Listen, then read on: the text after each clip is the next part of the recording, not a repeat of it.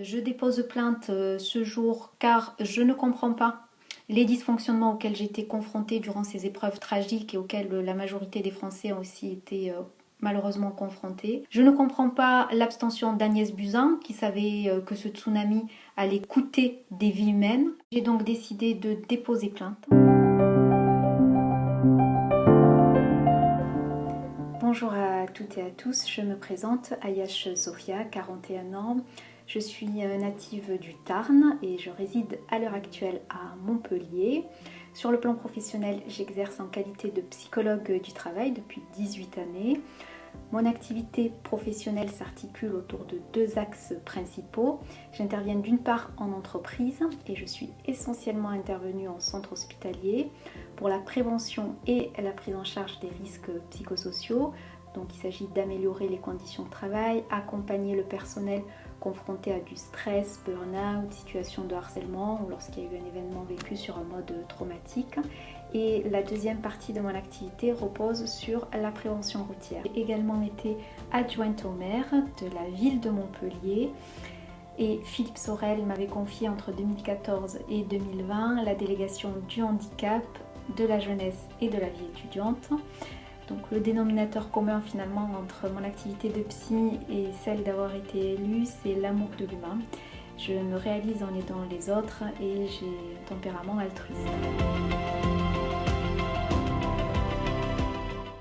Pour ce qui est de mon récit en lien avec le Covid-19, eh bien écoutez, 3 jours après avoir présidé le bureau de vote lors du premier tour, qui avait eu lieu le 15 mars 2020, je me suis rendue chez mon médecin qui m'a diagnostiqué une forte probabilité de Covid-19, mais impossible à confirmer faute de tests à ce moment-là.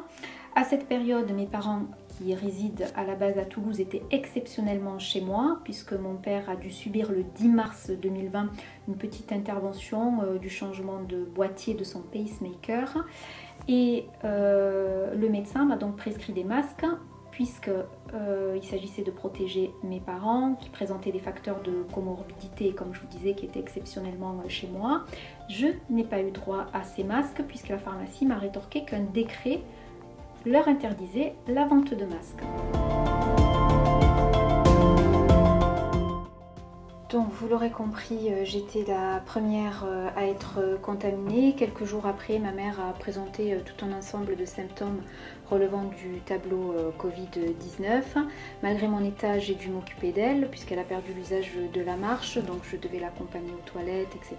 Elle a perdu l'odorat et j'ai contacté le médecin qui lui a prescrit des antibiotiques et m'a demandé de la garder à la maison pendant 15 jours.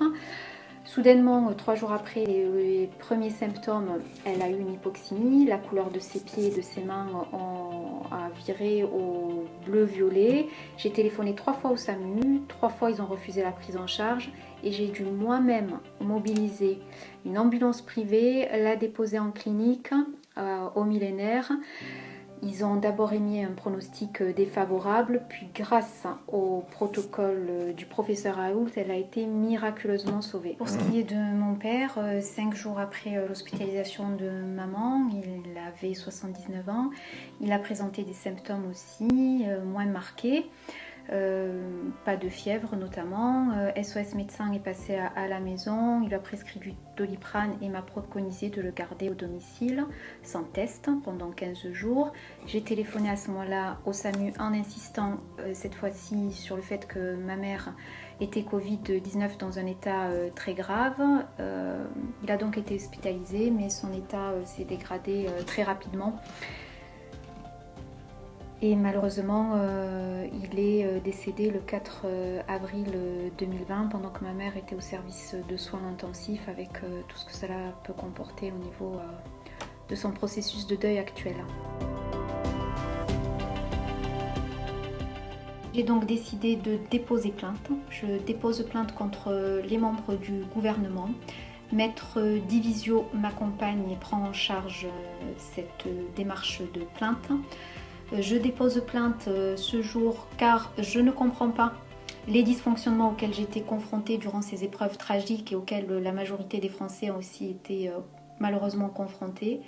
Je ne comprends pas l'abstention d'Agnès Buzyn qui savait que ce tsunami allait coûter des vies humaines, allait coûter des morts. Je ne comprends pas que la 6e puissance mondiale n'avait pas de tests, que les soignants ont eu accès aux tests et à des masques que de manière très tardive. Pourquoi on testait que les personnes qui présentaient des symptômes alors que 70% étaient asymptomatiques? J'aimerais comprendre ce qui s'est passé pour les masques et pourquoi on me dit oui, on a des masques en stock mais on a l'interdiction de les vendre. Je ne comprends pas que ces masques étaient gratuits en Espagne. Je ne comprends pas non plus et je suis scandalisée par le fait qu'on ait pu injecter du Rivotril à des personnes âgées en EHPAD sur la simple suspicion de Covid sans les avoir testées. Je ne comprends pas qu'on n'ait pas les chiffres du nombre de morts à domicile. Quels ont été les critères d'admission? Pourquoi ma mère a été refusée alors que j'ai appelé 3 fois le SAMU? Pourquoi le premier tour a été maintenu à 2 jours du confinement et un jour après avoir annoncé la fermeture des bars, restaurants, etc. Plusieurs personnes ont été accomplir leurs devoirs civiques sans protection alors que le virus se propageait de façon exponentielle et potentiellement mortelle. Je ne comprends pas également pourquoi le traitement du professeur Raoult est interdit. Donc bref, je vais déposer plainte pour qu'une enquête soit menée, qu'on identifie clairement les responsabilités pénales des membres du gouvernement et qu'ils soient sanctionnés, que la vérité soit révélée au grand jour, car au-delà d'une gestion complètement calamiteuse et incompétente, le discours était infecté de mensonges, était infantilisant. Je vous cite un exemple, le masque ne sert à rien, finalement il sert à quelque chose, etc. Et que la plainte puisse servir afin que toutes les victimes obtiennent réparation. Donc si vous avez subi des préjudices en lien avec votre sphère de vie personnelle ou professionnelle, je pense au personnel soignant qui a été confronté à des conditions de travail dégradées et lamentables, mais je pense à tous les corps de métier. Si vous avez été malade du Covid ou si un membre de votre famille a été infecté, si vous avez été confronté à des dysfonctionnements quels qu'ils soient, si votre entreprise a périclité, si vous avez dû mettre la clé sous la porte, si vous voulez obtenir des réparations ou la vérité sur tout ce qui a été dissimulé ou tout simplement soutenir l'action, je vous invite à vous mobiliser et à rejoindre ce collectif que je crée qui est composé de citoyens. Parce qu'à plusieurs, nous sommes plus forts. Le but de la démarche, vous l'aurez compris, c'est pas de mener une révolution sanglante. La démarche est saine, légitime, modérée. Le but, c'est de ne plus revivre cela et qu'on ne soit plus otage de telles défaillances et de dysfonctionnements. Je vous remercie à toutes et à tous pour votre attention. Je vous laisserai en fin de vidéo toutes les informations nécessaires pour, si vous le souhaitez, rejoindre ce collectif. À bientôt.